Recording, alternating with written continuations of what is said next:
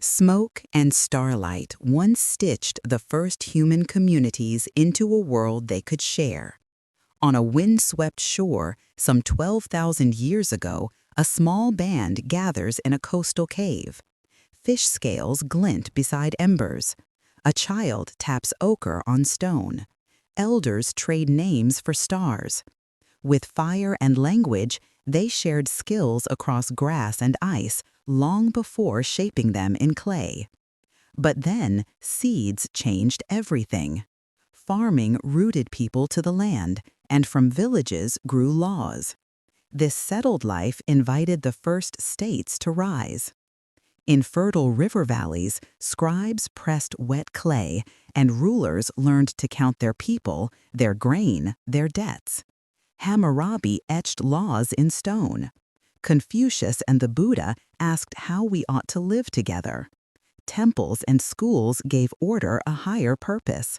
From these scripts and sermons, empires arose, organizing taxes, inspiring dreams, and building roads to supply them both. But those roads soon carried more than armies. Did power grow from walls or from the pathways between them? Caravans linked the Silk Roads to the sea, while camel bells crossed the Sahara at dusk. Merchants swapped textiles for tales and pepper for prayers. And along these same routes, the Black Death rode on wind and rat, emptying streets and shattering dynasties. For exchange brought riches, but it also spread ruin. And yet, curiosity did not die. The printing press multiplied pages. Mariners learned to navigate by unfamiliar skies. Gunpowder forever changed the face of war. In the 15th and 16th centuries, European ships reached shores that had never seen them, igniting the Columbian Exchange. Maize and potatoes crossed the oceans, while silver and sugar were mined and harvested by coerced labor. A new Atlantic world was forged in the crucible of early capitalism. You can taste this history on your dinner plate and feel its echoes when a virus or a shortage ripples across modern borders. The map we live on was drawn by these choices, setting the stage for new ideas about faith, science, and human rights to challenge the very foundations of power. Then, coal and steam turned midnight into morning at a staggering human and planetary cost. In a Manchester cotton mill early in the 19th century, a young girl feels the floor tremble. Looms hammer and hot oil fogs the air. She wipes soot from her lips and waits for the whistle that rules her life. In her resilience, she is kin to the child in the cave, a world away in time. Fossil fuels and machines transformed work, cities, and the earth itself.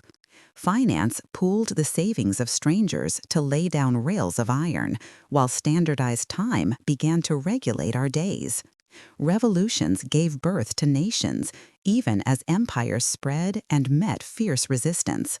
New ideas took hold: nationalism, socialism, fascism. What happens when promises of freedom collide with demands for order on a global scale? In 1914, trenches scarred the landscape. By 1945, genocide and total war had enlisted everyone, from the ration line to the code-breaking room. Our fates had never been more deeply intertwined. Power shifted again. Colonies won their independence. The Cold War held the world under a nuclear shadow, while new global institutions struggled to keep the peace. At the same time, powerful movements for civil rights, gender equality, and self-determination redefined what it means to belong. Then came code. The digital revolution linked our lives across oceans in an instant, accelerating globalization. Today, a virus can cross the planet in weeks. The climate warms.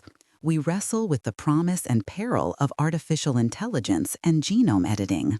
The balance between connection and risk has never felt so fragile. Our story, which began with fire and starlight, is now a story of choices, of how we will guide our incredible tools through the challenges that lie ahead.